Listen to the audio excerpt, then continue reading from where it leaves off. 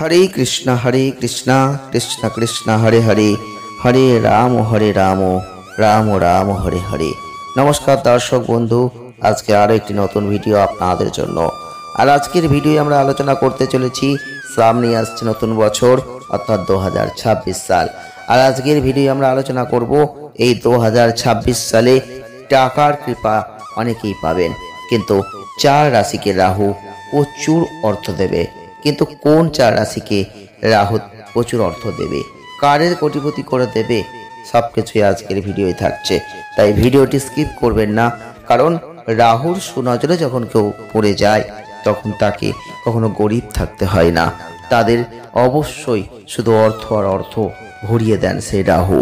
और आजकेर भिडियोय आमरा आलोचना करब 2026 साले टाकार बृष्टिते भिजे जाबे এই 4টে রাশি। কোন 4টে রাশি আপনার বড় জানতে ইচ্ছা করছে, তাহলে ভিডিওটি স্কিপ না করে পুরোটা দেখুন।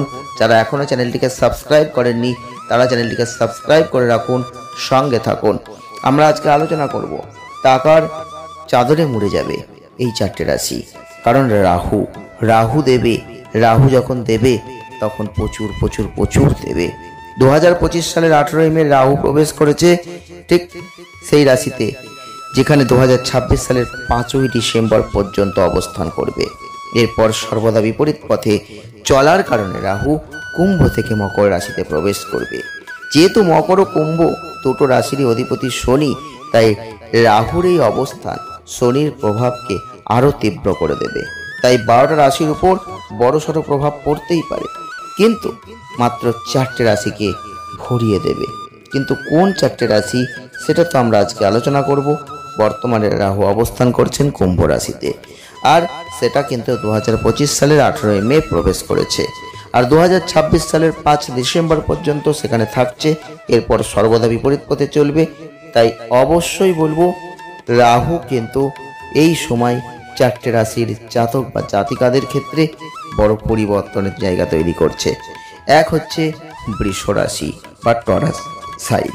বৃষ রাশি বা টরাস সাইনের জাতক বা জাতিকা যদি আপনি হয়ে থাকেন, তাহলে রাহুর এই অবস্থান আপনাদের জন্য অত্যন্ত শুভ। দীর্ঘদিনের অপেক্ষা এই সময় কিন্তু পূরণ হবে। অপেক্ষার পর পদোন্নতির সুযোগ আসবে, কর্মক্ষেত্রে উন্নতি হবে, অর্থ লাভের সম্ভাবনা আছে। যারা ব্যবসা করছেন তাদের জন্য নতুন চুক্তি হবে, নতুন লাভজনক সময় আসবে। যারা অবিবাহিত আছেন তাদের বিয়ের সম্ভাবনা প্রবল। পাশাপাশি পুরনো আইনি ঝামেলায় জয়লাভেরও কিন্তু একটা ইন্ডিকেশন থেকে যাচ্ছে।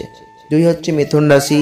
মিথুন রাশি বা জেমিনি সাইনের জাতক বা জাতিকা যদি আপনি হয়ে থাকেন, তাহলে রাহুর এই আশীর্বাদে আপনাদের জীবনে আসবে পজিটিভ পরিবর্তন। নতুন চাকরি, পদোন্নতির সুযোগ আসবে, পরীক্ষায় সফলতার সম্ভাবনা আছে, সম্মান বাড়বে, প্রভাব বাড়বে, সম্পদ বাড়বে। কর্মক্ষেত্রে আপনার পরিশ্রমের প্রশংসা আপনার সিনিয়ররা করবেন। এছাড়াও সরকারি প্রকল্প দপ্তর থেকে লাভেরও সম্ভাবনা কিন্তু প্রবল থাকছে। 3 হচ্ছে কন্যা রাশি বা ভার্গ সাইন। কন্যা রাশি বা ভার্গ সাইনের জাতক বা জাতিকা যদি আপনি হয়ে থাকেন, রাহুর কৃপায় আপনাদের জীবনে একটা সুখের সময় চলে আসবে। পরিবারের মধ্যে আনন্দ, সন্তানের সাফল্যে গর্ব, এগুলো কিন্তু অনুভব করবেন।